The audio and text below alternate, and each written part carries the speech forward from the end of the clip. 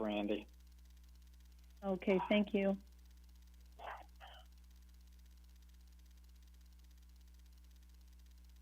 Marcia, it's telling me that you've got me muted. I'm trying to unmute by hitting *2. Is it working? No, it's working, Dr. Botel, because I can hear you, so you're fine. Okay. All right, thank you. Yes, ma'am.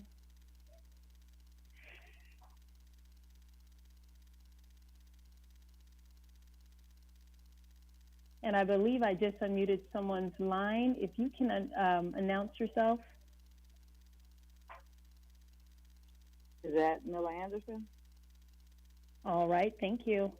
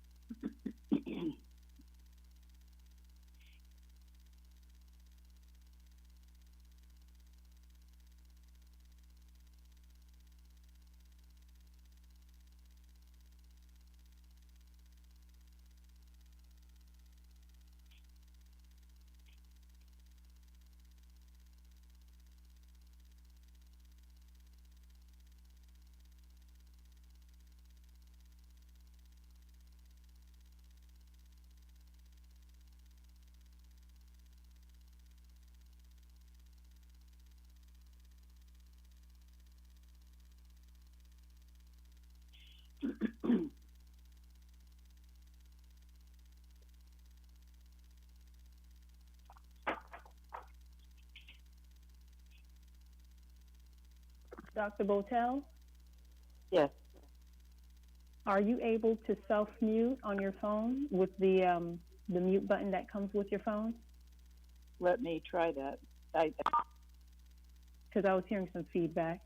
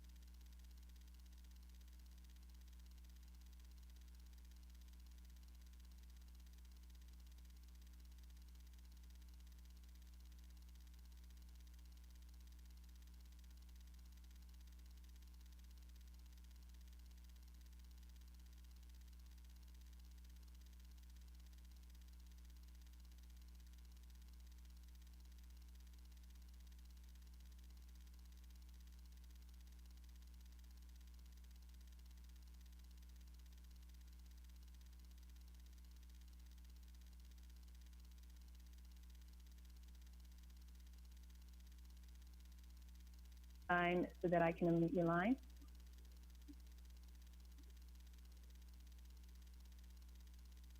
All right. With that, Dr. Botel, we are ready to begin the meeting. If you can go ahead and call the meeting to order.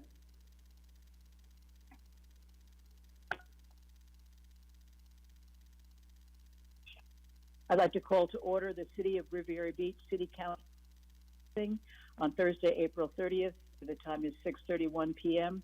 Madam Clerk, the roll call, please. Chairperson Julie Botel. Manager Jonathan Evans. Present. City Clerk Claudine Anthony is present. City Attorney Don Wynn. Here.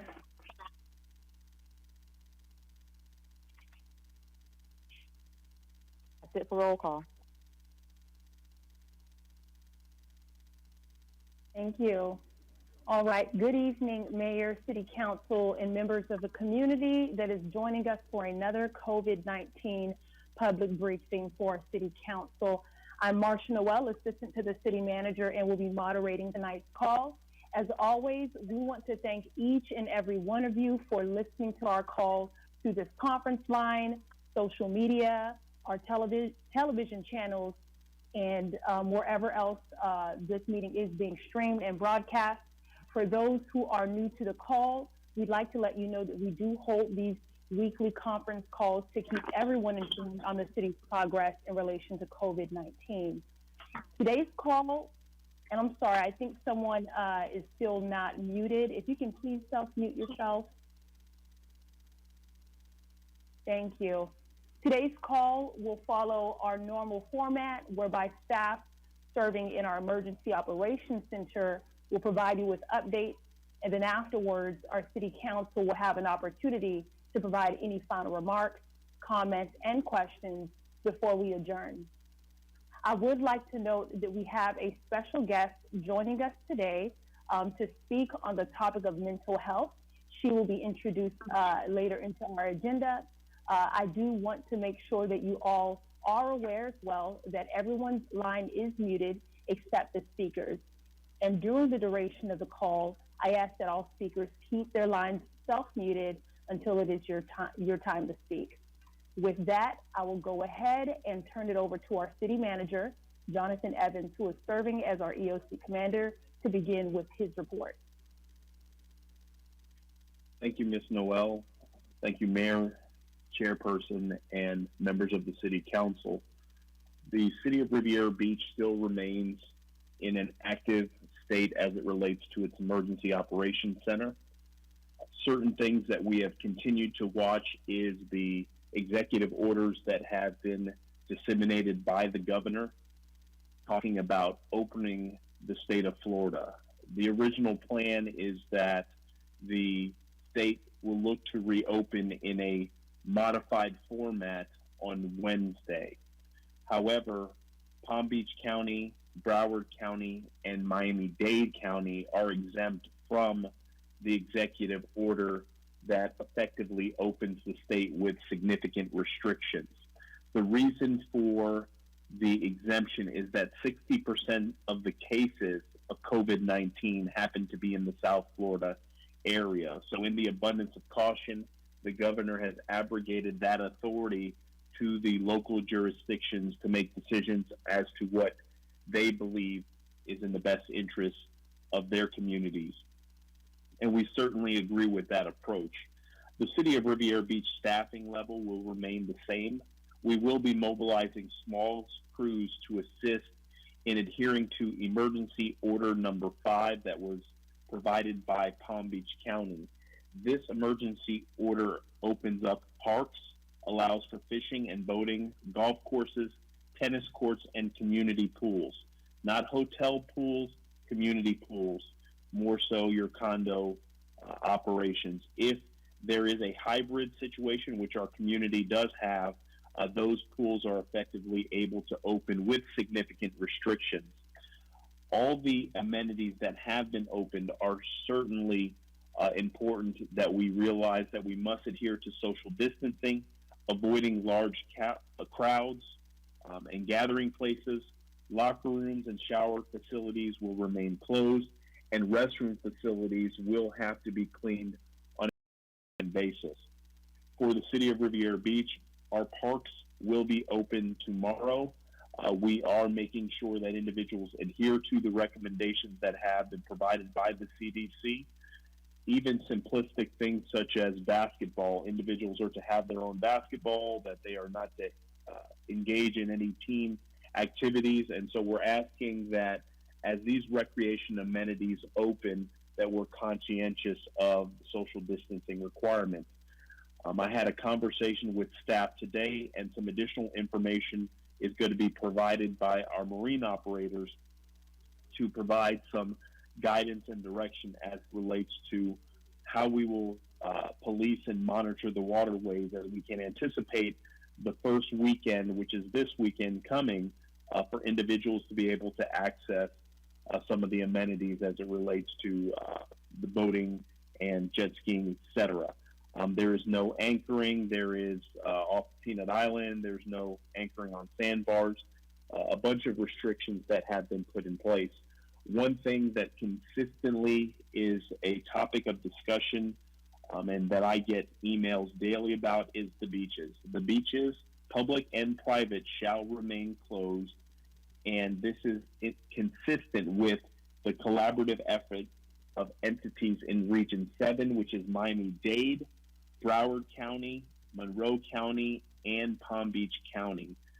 We are not opening the beaches at this particular time. There is a committee that I happen to sit on that is talking about, in the event that we are to look at opening beaches, what will that look like? We can see that entities throughout the county, or throughout the state for that matter, are opening their beaches. Again, their caseloads and what they're dealing with in their communities is profoundly different than us here in the city of Riviera Beach and in Palm Beach County. In the governor's reopening plan, he talks about 4 major components, and those components are very important to the city of Riviera Beach. Component 1 is protecting the vulnerable. We want to make sure that we take every step necessary to protect our workforce, but to protect the public from any potential situation where they can contract the virus. So we are increasing the cleaning of facilities or areas where we know that the public convenes that still remain open, especially as we look at our park system and some of the fishing areas that are uniformly enjoyed by all the residents. We will be increasing the level of patrol as well as the level of cleaning of those particular areas to combat the virus. One of the things that we are certainly encouraging individuals to adhere to is that it is safer to stay at home. The governor, in his latest executive order, talks about individuals over the age of 65 and that have immune compromised conditions, individuals that have pre-existing conditions, that it is better for individuals to stay at home versus to go participate in some of the activities that you are seeing open up. We must continue to promote and adhere to social distancing. This is critically important because this is one of the ways that we have seen the curve decrease exponentially.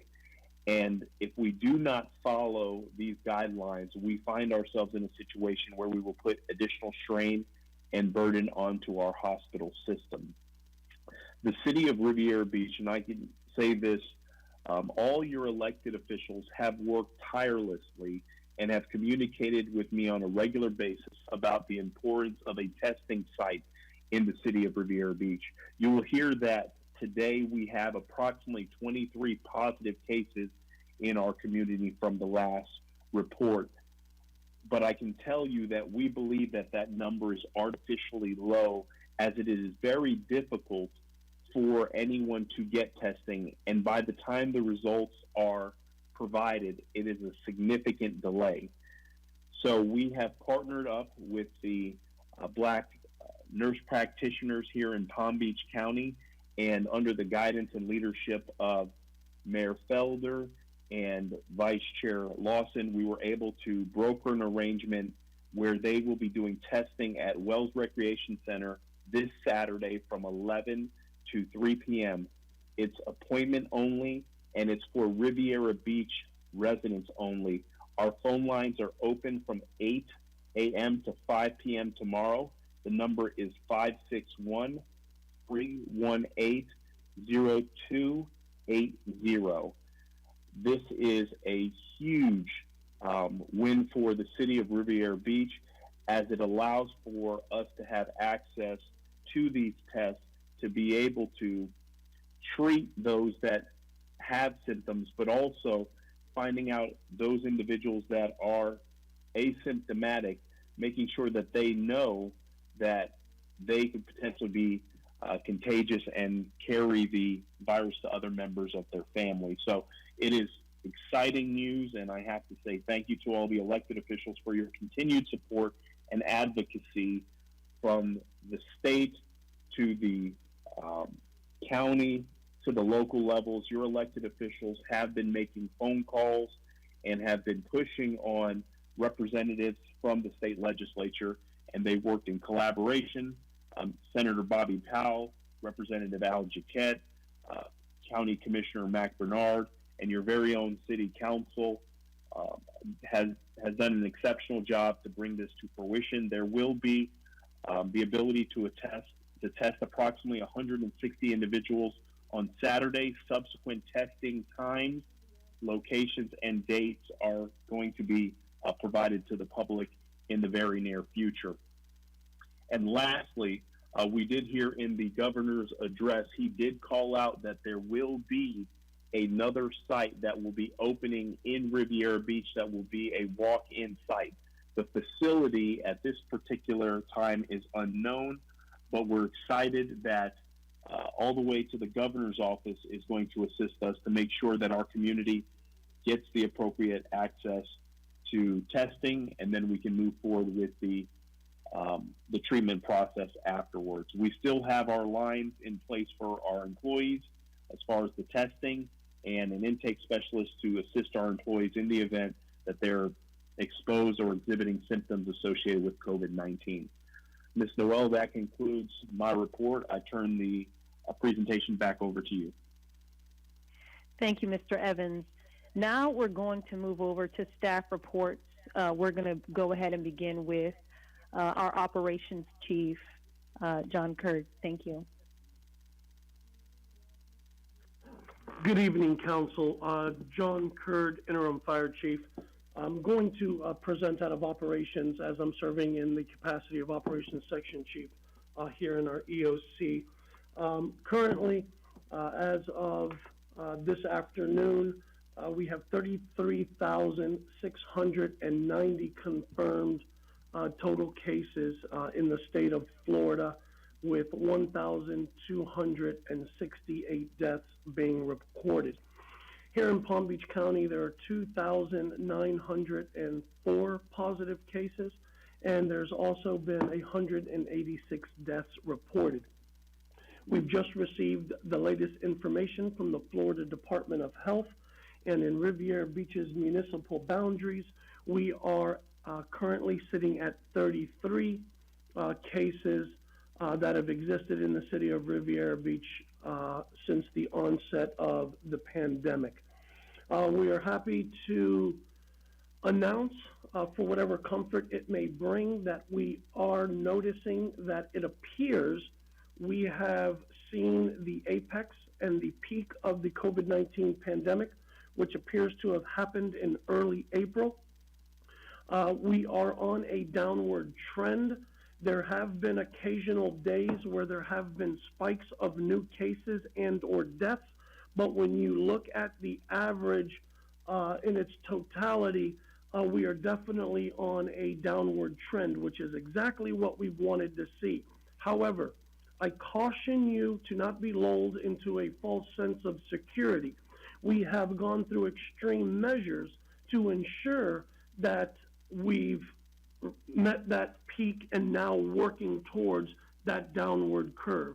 We cannot get complacent in our social distancing. We cannot get complacent as far as our hand washings, our mask usage, and we can't jump the gun on these initial reports and make any decisions that could have an adverse effect on this downward trend. We do anticipate with some of the marginal reopenings that we've seen, there will be a bump or there will be a second spike. It is not anticipated that that spike is going to be anywhere near what we saw in early April, but everyone should just understand and be prepared for that bump as we reopen of new onset cases and deaths. In the EOC, we are going to be working over the next week to 2 weeks. Over the next couple of operational periods, we will be changing and transitioning into more of a recovery and relief effort, which will change some of our tactics and strategies here at the EOC. While I will remain in position as the operations section chief, police and fire have responded to the initial incident. They have managed the initial incident, and we have already began deploying tactics and strategies for now what is going to be our new norm in police and in fire. So the police and fire element proper will be coming out of the EOC, going back to what is the new norm, and will be utilized as supplemental staff to support the other operational functions that may be recurring or occurring out of Health and Human Services and some of the other branches that we look to stand up as we move into the recovery phase. There have been the executive orders that have been put out by the governor. 111 and 112 came out today. We've dissected those, and I know legal has spent a great deal of time today looking at the impacts. We have to be mindful when we are communicating with our communities, more so our counties to our north and to our west. What we see here in Palm Beach County will not look like Martin, St. Lucie, Okeechobee, Indian River, other counties throughout the state. In the executive orders 111 and 112, primarily in 112, sections 3 and sections 4 do not apply to Dade, Broward, or Palm Beach County. You have to understand, as Mr. Evans pointed out earlier, we have a different situation here in Region 7 than anywhere else. 60% of all COVID cases in the state of Florida come from our region. So we're going to have to ensure that we partner with our neighboring municipalities so that when we reopen, we do it the right way so that the safety and health and welfare of our communities are looked after. We are excited to announce the testing site. This was brought to us earlier in the week, and council and those listening, I can assure you that the last 48 hours nonstop have been a grind here at the EOC to ensure that this testing site goes off, that our community receives the testing that they need and that they deserve, and a lot of man hours were put into standing up a site in such a very short period of time, and I must applaud staff, council for their support, for opening up phone lines. We have phone banks. We have just the logistics behind it were monumental, and I can't thank staff enough. As it relates to food distributions, I've been on every EM call. We are 50-some EM calls daily that are being conducted with all the emergency managers in Palm Beach County, and it brought great pleasure for me to hear reports of every municipality's food banks and food distribution programs, and I can assure you that Riviera Beach, in all cases, is doing double of what any other municipality is, and most of the times we're doing 3 to 4 more times food distribution and individuals being served than any other community in Palm Beach County by far. we are taking care of our community the way they deserve to be taken care of. As far as our PPE status, our first responders are in a very good place with PPE. We've been very successful through the support of logistics with Ricky Little and Captain Mark Johnson in securing PPE through mission resource requests that have been submitted to Palm Beach County, subsequently submitted to the state. And it is a very tedious task to have the paperwork and documentation filled out perfectly. And without perfect documentation, your mission resource request gets kicked back by the state, and we've been successful in receiving PPEs distributed by the state in every single mission resource request that we have put out. That is great work on behalf of the staff. We are also receiving donations. Lockheed Martin, some of our restaurants, food distribution centers, whether it be Cheney Brothers, whether it be the hospitals that have now reached back to our first responders and provided meals. We have different community partners that have been feeding our first responders and taking care of that staff. It has been very heartwarming and much appreciated. Council, if you can reach out to those constituents in your respective areas, you know who's been providing for us, and we want to thank them out loud. There are employee screenings that are going on. Those employee screenings will continue until we determine what the new norm is going to look like and how we're going to ensure the safety of our employees as we start bringing them back in a phased approach. I could go on for hours about remdesivir and some other promising drugs and tests that are coming out on the market, but I think I've taken enough of your time, and that will conclude my report. I turn it back over to you, Ms. Noel. Thank you, Chief Kurd. Matter of fact, I'm actually going to put a pin right here, and I think this is a opportune time now to segue into mental health. Amid all of the things that are going on, we understand that mental health is a very serious situation and something that we certainly want to make sure that we keep our eyes on for our community. Therefore, we have invited a special guest to come and speak to us about mental health. And so I have Ms. Issa Allen, a certified mental health clinician, to provide some tips and things that we should be aware of as a community when it comes to this particular topic. After she shares her input, we'll allow for some time for the council to ask any questions, and then afterwards, we'll continue with staff reports. With that, Ms. Allen. Hello, everyone, and thank you, Ms. Valerie. I'm so honored to be here today and to be invited on this panel today to discuss the importance of mental health awareness. The term mental health alone has such a huge stigma that I've been trying for a long time now to kind of promote, educate, and normalize the term mental health, or do the education within cities for a while now.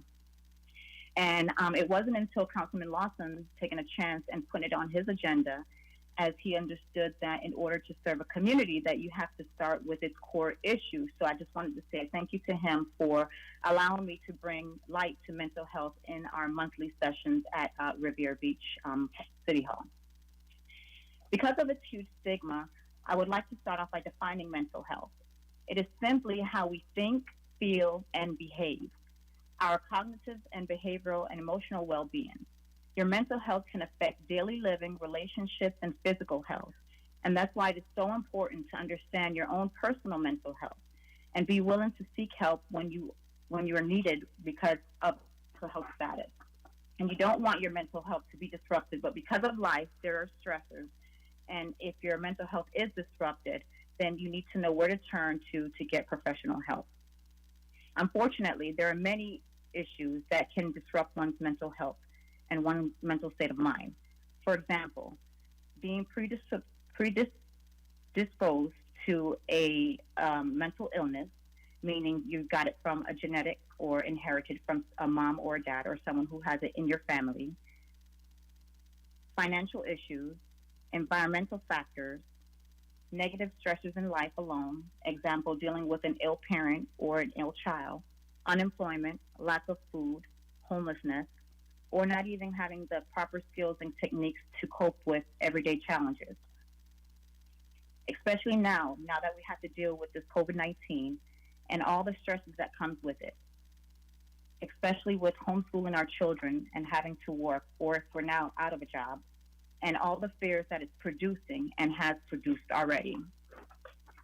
Due to this unfortunate time, we will see a rise in depression, anxiety, sleep deprivation, abnormal eating habits, alcohol and substance abuse, domestic violence, child abuse, violence in general, suicide, financial burdens, and more. With that said, I want to offer encouragement to know that there is hope. Whatever your situation is or whatever you are going through, there is hope. There will be light at the end of this tunnel, but you have to be intentional on how you get through it. I'm a huge believer in self-care and mental strength. Self-care, activities increase positive moods and reduce anxiety. I encourage everyone, both adults and children, to incorporate self-care and meditation in addition to your faith at the beginning part of your day. Some examples of self-care include exercising at home or walking, yoga, 15 minutes a day. There are many YouTube videos that you can find. Starting a journal, 10 minutes a day. Starting a home hobby. Stop overthinking, and if you can't control the situation, let go and let God. Meditate, even if it's just starting off with 5 minutes a day. Prayer. Candlelit bubble baths with soft music. Positive thinking and perception is huge.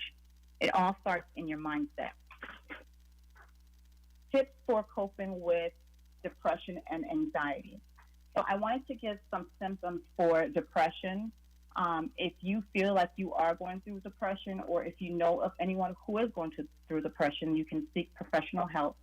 And these symptoms are feelings of sadness, tearfulness, emptiness, or hopelessness, angry outbursts, irritability, frustration, or even overeating small matters, loss of appetite or pleasure in most of all normal activities such as sex, hobbies, or sports, sleep disturbance, including insomnia or sleeping too much, tired and lack of energy, so even small tasks can be of extra effort, reduced appetite and weight loss, or increased cravings for food and weight gain, anxiety, agitation, restlessness, slow thinking, speaking or body movements, feeling of worthlessness or guilt, fixating on past failures or self-blame, trouble thinking, concentrating, or making decisions in remembering things, frequent or reoccurring thoughts of death, suicidal thoughts, suicide attempts, or suicide,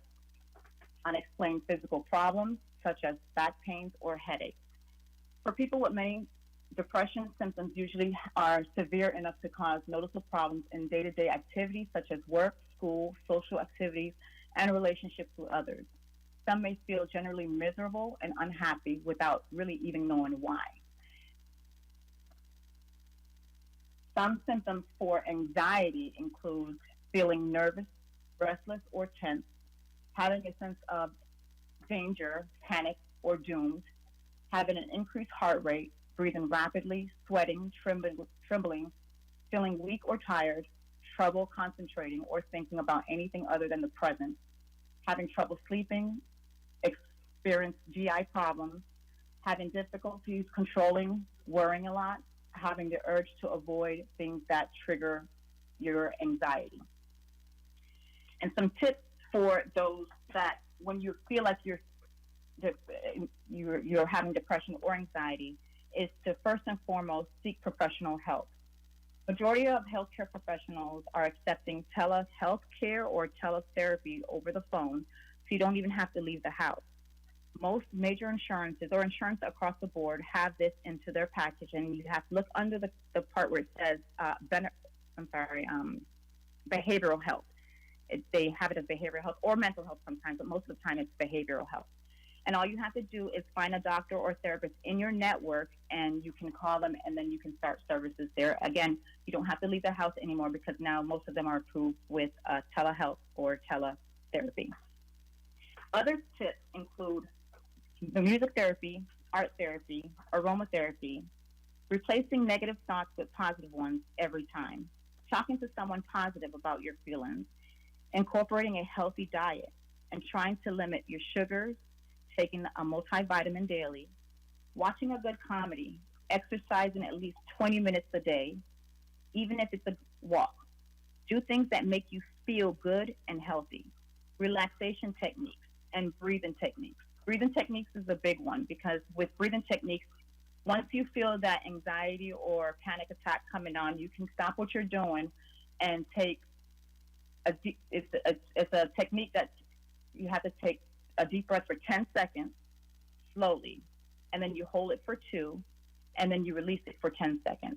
You're never going to make like the 10 seconds right away because it's actually a hard exercise to do, but that's exactly the point to it. It's taking your mind off the whatever thoughts you're having and kind of focusing on the present and the now so that when you're doing your breathing techniques, it's actually slowing your heart rate down and it's taking your mind off that word time being so that you can focus on something else. And sometimes it alleviates the anxiety. Most of the time it does when done properly. Other techniques are positive thinking, daily positive affirmations. Every morning you can start with positive affirmations in the morning, 3 to 5 positive affirmations daily. Learning anger management skills, conflict resolution skills, and also always at the end of the day reflect on your daily progress. Come up with your own personal toolbox for yourself. Not everyone is the same. Everyone's personality is different. Whatever works for you, put that into your toolbox to utilize when you feel like you are being having an anxiety attack or panic attack, and pull these tools out so that you can use and implement. Try implementing these tips a few times a day. Push yourself a little each day. Slow progress is progress, and any progress at all is worth helping yourself to alleviate depression unless you need to get professional help from a therapist and or medication management from a doctor. Some numbers I'm going to give now for anyone who feels like they are experiencing or know anyone who is experiencing a crisis or in need of help. And I'm going to give a list of numbers to keep in handy. For suicide, there's a National Suicide Prevention Lifeline, and their number is 800-273-8255. And they also just passed a new number to call, just like 911 from your phone. You can call 988 from your telephone number if you or anyone feels like they're in a suicide crisis. There is a National Domestic Violence Hotline, and that number is 800-799-7233. I've been getting a lot of feedback from people who know someone else or who themselves are in a situation of domestic violence. And I just want to say this is increasing really rapidly. And this number is really a good number to get out to seek help to someone who feels like they are in that situation, or if they know someone who is in that situation, to seek help because help is available. There's also one last number that I want to give, and this number you can text. And you can text the word HOME, HOME, to the telephone number 741-741, and that's the Crisis Connect hotline. This number actually is a free 24/7 support, and they will actually connect you with a crisis counselor immediately. And then they will direct you to the proper channels in which your situation is to help you further with your needs. So for further information, I'm always available to ask questions. And again, I'm always helping anyone who's contacting me on Facebook or Instagram at officially Issa. You can DM me or instant message me. And again, I will help as much as I can to my abilities to help everyone in need. And I'm just so happy that you guys are doing this now because, like I said, mental health is real. And it's unfortunate now that, it's becoming more of a focus because of this COVID and everyone's cooped up in the house and having to do, just not knowing what to do, and the fear that it's causing. Again, like I was saying, it's reproducing in people is just overwhelming, and people are just overwhelmed in general, So it's not just people with mental illness, it's everyone. We're all in this together, and we all need to know coping skills and mechanisms to help us get through this. So I wanted to say thank you again for inviting me to this panel. Thank you, Ms. Allen. Thank you for all the information you shared. It comes at a very timely moment for us. We appreciate the time you've taken out of your day to participate with us. We have allocated about 3 to 5 minutes for anyone on our city council that may have questions for Ms. Allen. If you do, feel free to ask. This is Councilman Douglas Lawson. Ms. Noel, thank you again. Ms. Allen, thank you for coming on the show. We've worked together to try to address mental health in our community, and I appreciate you kind of giving these tips over to our residents. Question for Mr. Jonathan Evans. In regards to our staff that we have at the city, what type of benefits do they have in regards to mental health and mental wellness that they can utilize during this time? Because I know that this is an additional strain, especially our first responders, that's being put on them. And this is a time and a crisis that we've never experienced in our lifetime. So I just want to make sure that we have benefits in place that they can actually utilize the telemedicine and mental health and mental wellness.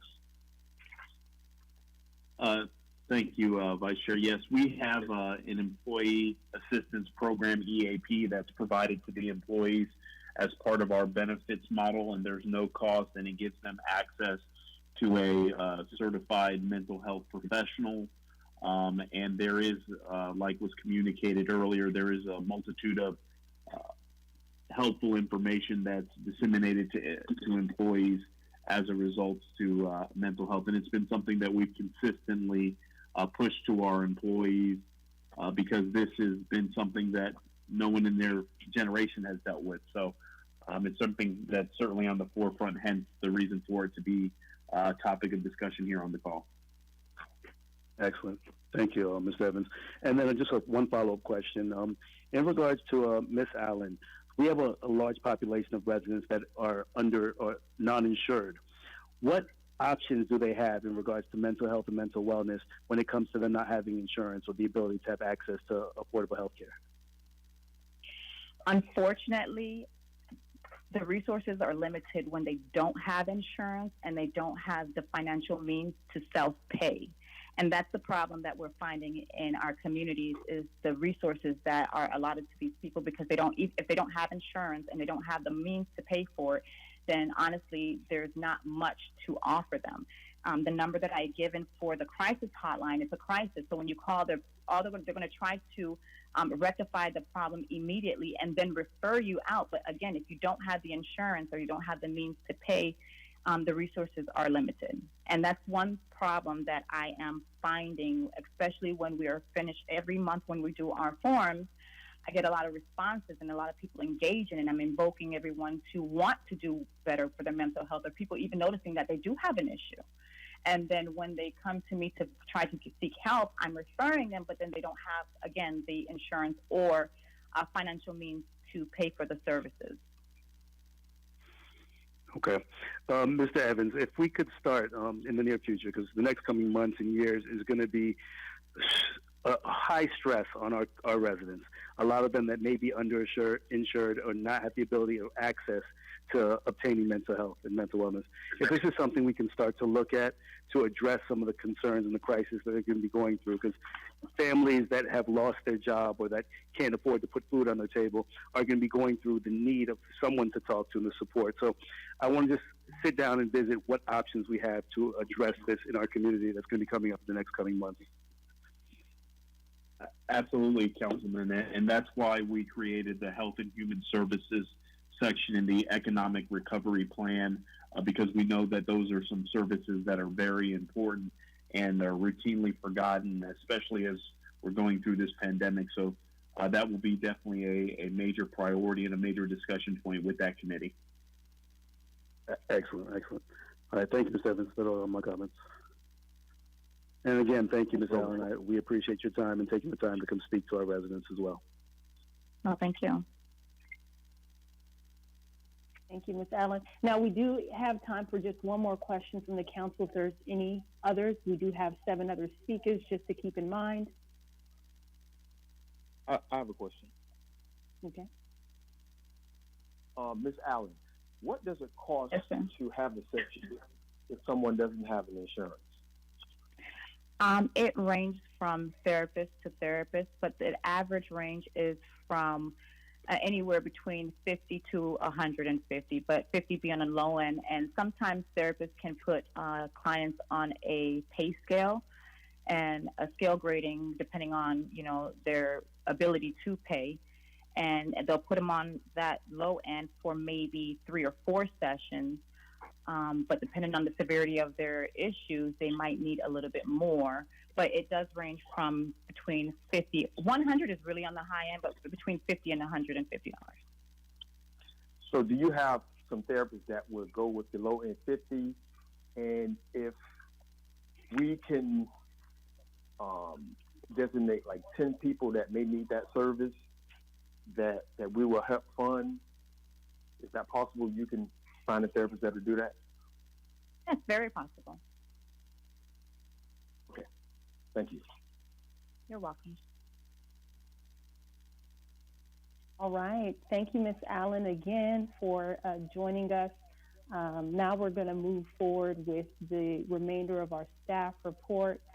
I'm going to now move to a report from our logistics section chief, Mr. Little. Good evening, Mayor, Chair, Council, and Manager. Ricky Little, Logistics Section Chief, and I will try to keep this brief as possible. We had a fairly successful week. We were able to source and procure PPE for our first responders in the form of N95 masks. We're also able to source and procure surgical masks for our employees as well as surgical masks by our citizens at our giveaway events that we have done around the city. And at that point, that concludes my report. Thank you, Mr. Little. Next, our planning section chief, Mr. Bailey. Yes, Public Works Director Terrence Bailey, acting as your planning section chief. As you've heard from all of the previous reports, the planning section is integrated with all of the operational logistics, aiding in standing up new divisions, specifically this testing for Saturday, and working in the background and shadows to make sure that all of these operations are functioning effectively and efficiently. We're gathering the appropriate data, and it is being provided to all of the necessary partners.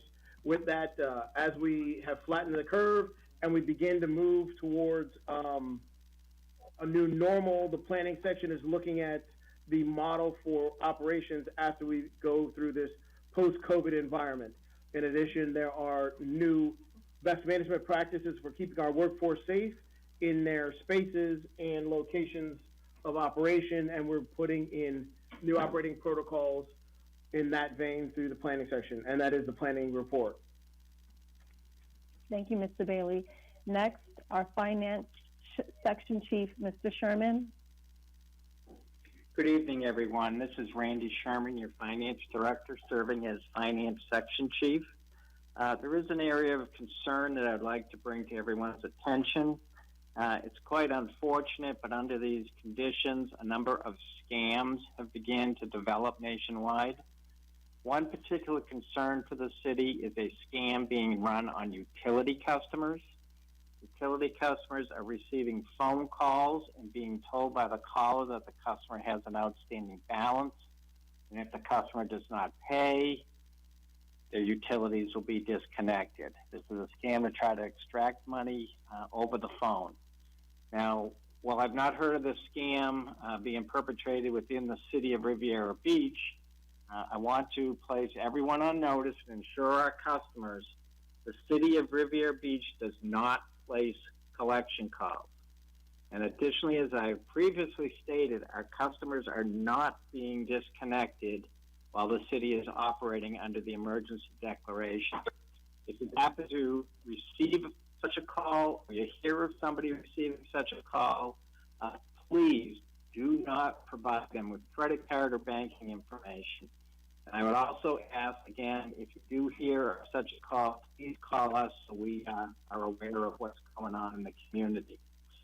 I'd also like to give you a brief update as far as costs. Last week I mentioned that our cost for protective equipment and sanitizing supplies, about $70,000. We're now at $118,000 as we have performed some thorough cleanings of our facilities.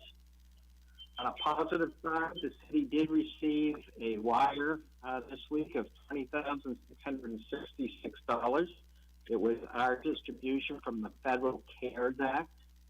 And the police department is currently in the process of submitting a grant application for the coronavirus emergency supplemental funding program being operated by the Department of Justice. Grant amount is about $109,000 to cover overtime, law enforcement, protective equipment, and plus ASCLA. Mr. Sherman? Yeah? Breaking up. I'm sorry. Yes, you're breaking up. It could be your signal. If you can try to check and see if you're getting good connectivity. What? 2 bars is in? All right. That's right. I'm almost done. We would use this grant to supplement anything that the city does receive from FEMA. And Ms. Noel, that does include my report. If there's something that you'd like me to go back over and repeat, please let me know. All right. Thank you. We're going to go ahead and move forward with our next item. Next is our Human Services Section Chief, Ms. Grimsley. Good evening. To date, just want to bring the council and the community an update on where we are.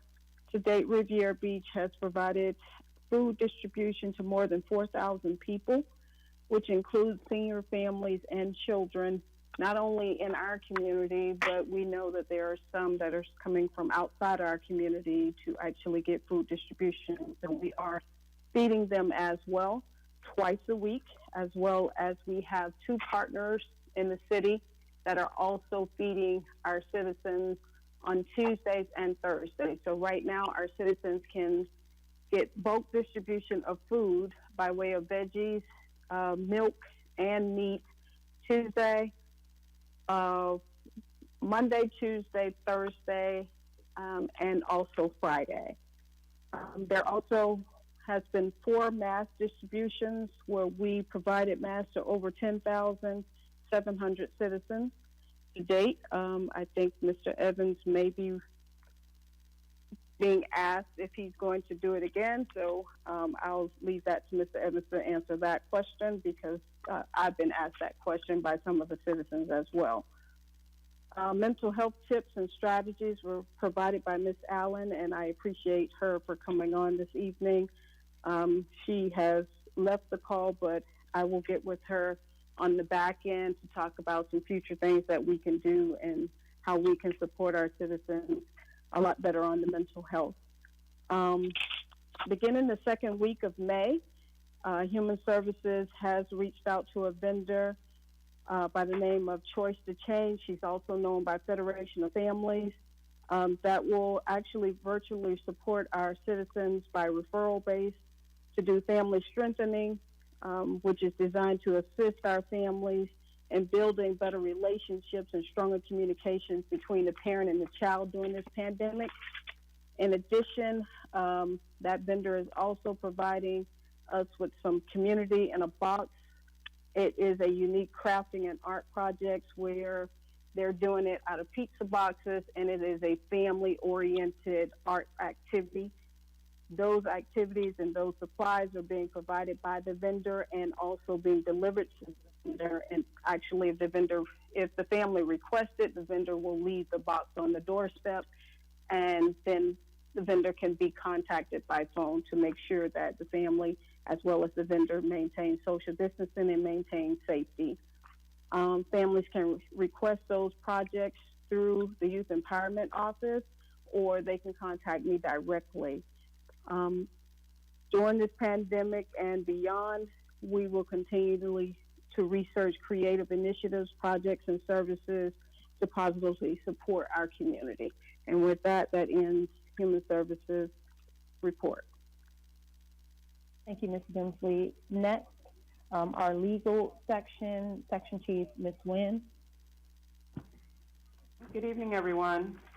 Legal is putting together the contractual elements in place for city's immediate needs as it relates to COVID-19 rapid testing for our employees. We're hopeful that we can forge a relationship with healthcare providers in our area for this testing, and when that occurs, we will be ready to move forward quickly with those agreements so that employees can receive that as well. And that is all I have. Thank you, Ms. Nguyen. Now moving over to our communications report, which I will provide. This will be fairly brief.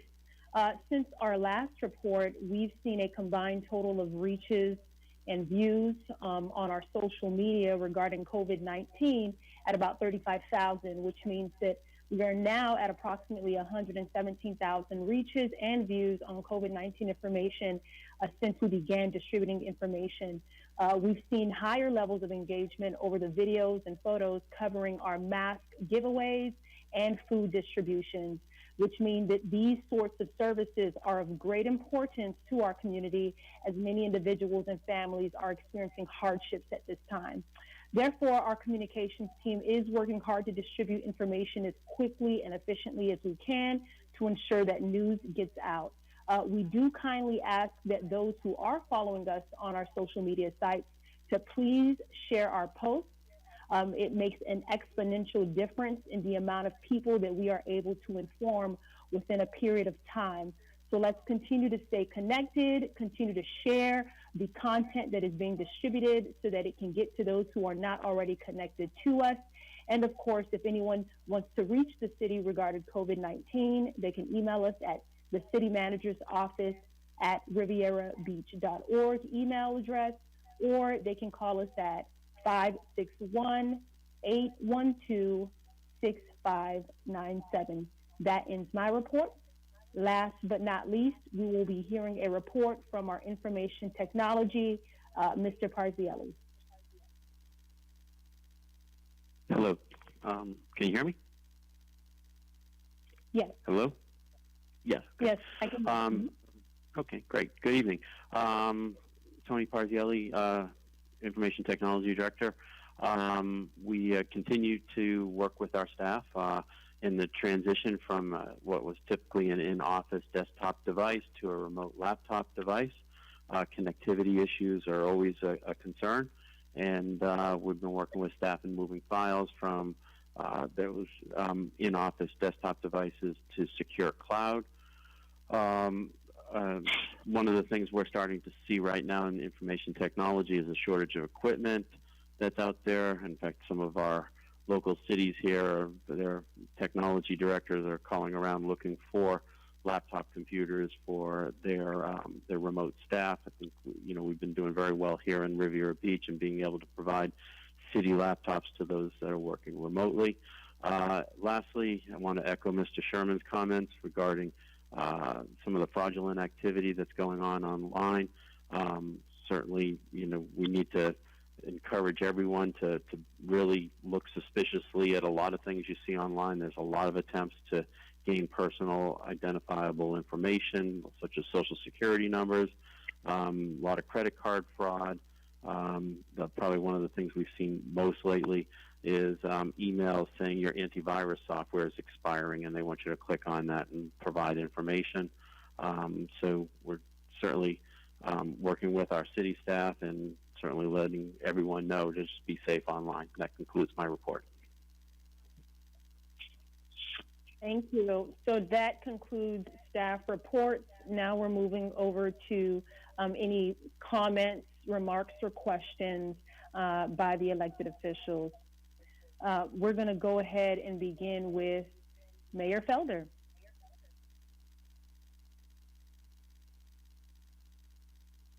Yes, well, before I end, I just want to say what a great job everybody is doing. Very excited that we have the testing site here in Riviera Beach. Kudos to the council, to Doug Lawson, Pro Tem Lawson, for just being persistent, man, making sure that our residents are being taken care of. To the staff, Chief Curl, I heard you just the hours that you guys are putting in. What a wonderful job you're doing. We could not do, or the city could not run if we did not have the staff that we have. So I'm just proud to be your mayor, proud to be part of this community. Grew up here, man. So it's just awesome to be a part of this movement that the city has put forth to make sure. I mean, just from feeding to everything that we're doing to make sure our residents are covered in this pandemic. I just hope, man, that we continue this work even after the pandemic is over. It's still a lot of work to be done, and we still carry the same excitement and movement. Dr. Botel? Can you hear me? Yes. Okay, thank you. I also wanted to thank everyone for the fantastic job you're doing. Communication is always a key in these kinds of situations, and you're doing an excellent job at letting everybody know what's going on. I want to especially thank you for the mask giveaway that was done on Singer Island. Thank you to Doug Lawson for being there. I know he's everywhere. He was there. I want to thank you for setting up the testing site. That's fantastic. Testing. Everyone says that's the thing that is going to help us with this. I especially want to thank Valerie Grimsley because she's helped us coordinate along with Valley of Love Ministries, Friends of the Riviera Beach Schools, the food giveaway. We're doing about 140 meals every day. The school district is cutting it back to once a week, but we're going to continue to do every day to those children whose parents cannot get to the food distribution site. So we're very happy about that. Could I please ask that the phone numbers that were given by Ms. Allen earlier regarding mental health, will they be posted on the city's webpage? Someone? Yes, we can do that. Okay, that would be great. And the other thing is, with regard to the scams, I posted something that I would recommend to my colleagues. They post as well on their Facebook and Nextdoor, if they do Nextdoor. Came from the League of Cities today, and it was a list of the types of scams that are going on. I think it's really important that we alert everybody to these scammers, and particularly with some specifics about what kinds of things are happening. So that's all I have. Thank you. Thank you. Next, Pro Tem Lawson. Thank you, Ms. Noel. And again, I just want to echo my colleague's sentiments of just thanking the staff. You guys are the ones that kind of keep this engine going. So we really thank you guys for all the hard work and effort and energy you're putting in, not only doing your regular jobs, but also working with the OC and getting everything still running functional. So we appreciate you. We commend you guys.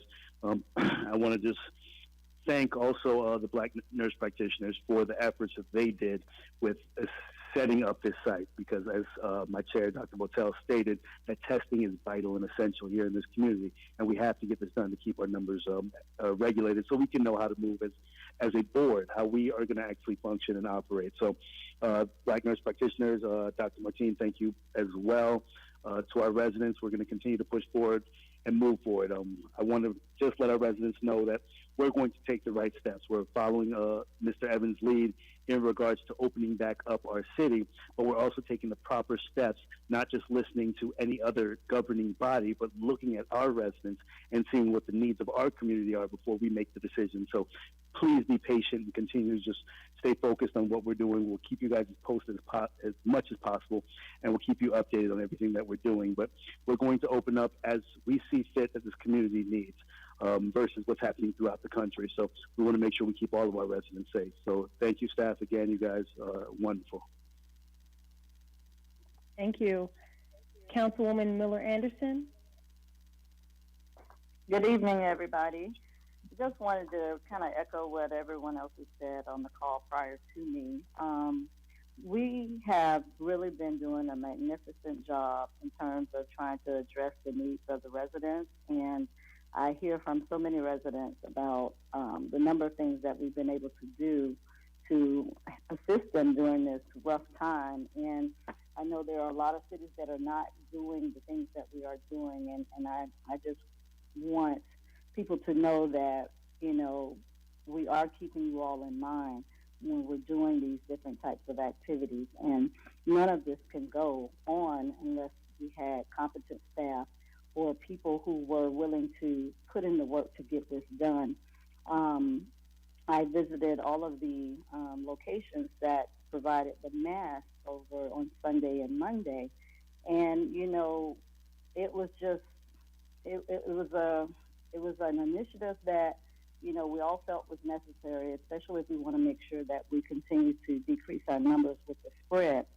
But we may have had some issues in terms of logistics in some parts, but please know that we are always thinking about, how we can do this the right way and how we can get the things out that our residents need. So I'm sure there are some things that we may want to improve on or try to improve on going forward, but, we're doing the things that we think that our residents will really appreciate. And I can certainly say with all of the food giveaways and the mask giveaways, and now with Chair Pro Tem Lawson and Mayor Felder pushing for the testing in our city, that says a lot. There are a number of cities that are not doing anything, and people are looking to us as an example. And so I'm just proud to be a part of a council that is able to, put the residents first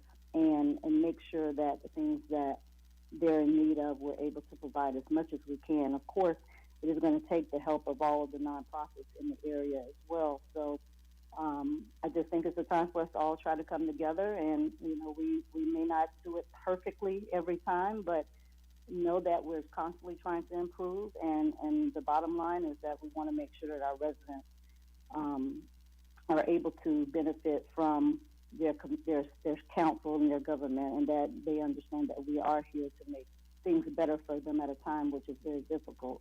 And I just want to say thank you to all of the staff, Mr. Evans, Ms. Deidre, everyone else that have been a part of this time of trying to make things better for everybody. And so I appreciate all of the staff, everybody involved, even those who are maybe at home at this time. You're still thought of, and you are definitely still a part of the team. And at some point, we will be able to bring everybody back to work, and I hope that we could sustain everyone back in our workforce and not have to lay anyone off, because that is certainly not our desire. So we're going to do whatever we can to make sure that we can continue to keep our City of Riviera Beach families together. And I just want to say thank you to everybody again. Thanks so much. Thank you. Next, Councilman McCoy.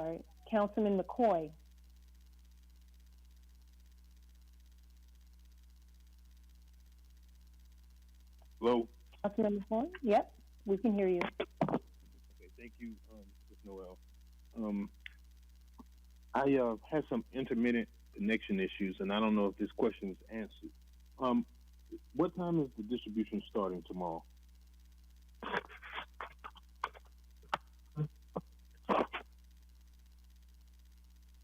Hello? Councilman McCoy, this is Jonathan. The distribution tomorrow is starting at 9 a.m., 9 to 11, and information is being put out and distributed. I just put that flyer together, and that information will be posted on the city's social media, and it may already be on Channel 18, but that all will be disseminated. So Friday at 9 to 11 a.m. while supplies last. Thank you, Mr. Evans. Okay.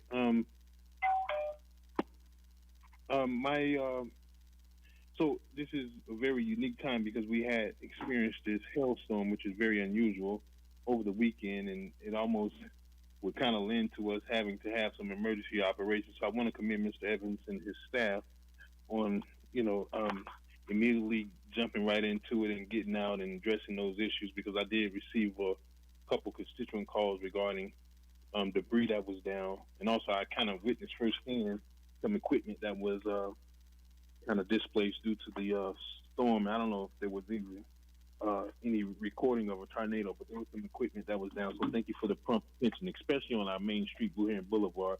But I'm understanding that there are some other issues, and I think this probably goes to all of our citizens. We are running a city with less than a full staffing complement, and I had someone to tell us that we've overlooked something, and it's really easily possible, because we can't have eyes everywhere all the time.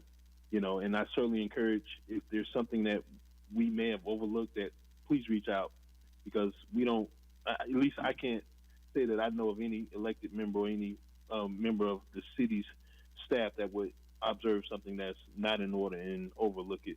So certainly I don't have a problem with someone calling me, but I know we really try our best to try to address everyone's concerns, and when we notice it, we definitely try to correct it. So, there's a telephone number for every department on the website, and I mean, elected officials, we make ourselves available as well. So, I certainly encourage, if there's something that we need to address, please reach out so that we can deal with it accordingly.